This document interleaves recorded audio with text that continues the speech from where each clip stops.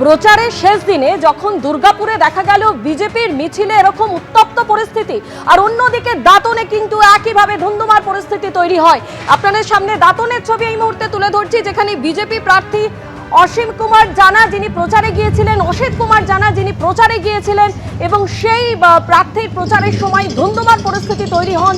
BJP প্রার্থী তিনি আহত হন, তার গাড়িতে হামলা চালানো হয়, এমনকি গাড়িতে আগুনও ধরিয়ে দেওয়া হয়।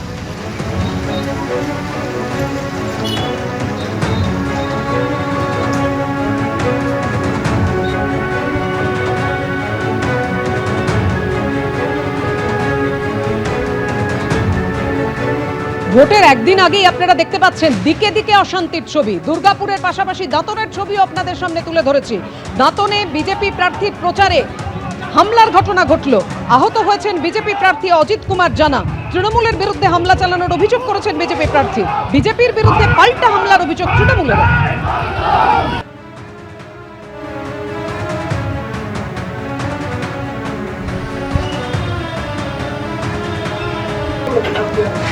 গাড়িতে আগুন ধরিয়ে দেওয়া হয়, একের পর এক বাইক পুড়িয়ে দেওয়া হলো।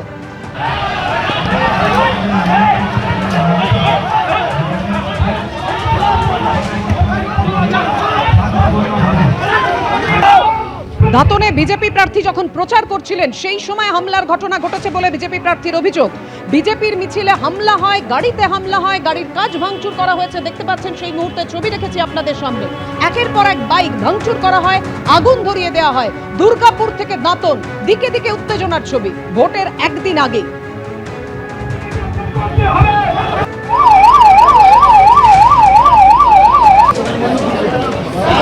আমাদের প্রার্থীর সমর্থনে আমরা একটা প্রচার গাড়ি আমাদের জাহালদা থেকে শুরু হয়ে সাউরি সাবড়া হয়ে খন্ডুই হয়ে এদিকে আমরা জ্যানকাপুর হয়ে যখন আমরা ঠিক মোহনপুর এলাকার মধ্যে ঢুকছি, ওই এলাকা ঢোকার সঙ্গে সঙ্গে আমাদের কিছু গাড়ি সামনে বেরিয়ে এসছে। পরের কিছু গাড়ির উপরে তৃণমূল অতর্কিতভাবে এমন হামলা করে, সেখানে আমাদের প্রায় কয়েকশো কার্যকর্তা ভয়ঙ্করভাবে ইনজিওর। কারুর হাত ভেঙেছে, মাথা ফেটেছে, কেউ আধমরা অবস্থায় ভর্তি আছে। কয়েকশো মোটরসাইকেল এখানে ভেঙে ফেলে দিয়েছে। প্রচুর কার্যকর্তাকে আমরা এখনো পর্যন্ত খুঁজে পাচ্ছি না, কন্ট্যাক্ট করতে পারছি না। যতবার আমরা পুলিশকে ফোন করছি, ফোর্স পাঠাচ্ছি, এখনো পর্যন্ত আমরা পুলিশের কাছ থেকে সেই রেসপন্স পাচ্ছি না। প্রচুর কার্যকর্তা আতঙ্কিত হয়ে আছে। আমি আপনাদের চ্যানেলের মাধ্যমে আমি পুলিশ প্রশাসনের কাছে অনুরোধ করব, দাদা দয়া করে নিরপেক্ষ হয়ে আমাদের কার্যকর্তা, তারা মানুষ, তাদেরকে কমসে কম বিজেপি না ভেবে তাদেরকে উদ্ধার করে নিয়ে আসুন। আমাদের ইলেকশন কমিশনের নিয়ম অনুযায়ী বাইক র্যালি বন্ধ ছিল। তা সত্ত্বেও বিরোধী দলের প্রার্থী প্রায় 300-400 বাইক নিয়ে আঁতরায় ঢোকেন এবং আমার কাছে বেশ কিছু রেকর্ডিং ওরা পাঠিয়েছে। তাতে পরিষ্কার প্রমাণিত বিজেপির সেই সব কর্মী সমর্থক সংখ্যালঘু এলাকায় ঢুকে মহিলাদের, বাচ্চাদেরকে বলেছেন জয় শ্রীরাম বলতে।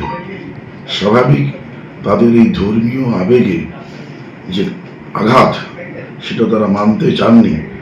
এবিপি আনন্দ, এগিয়ে থাকে, এগিয়ে রাখে।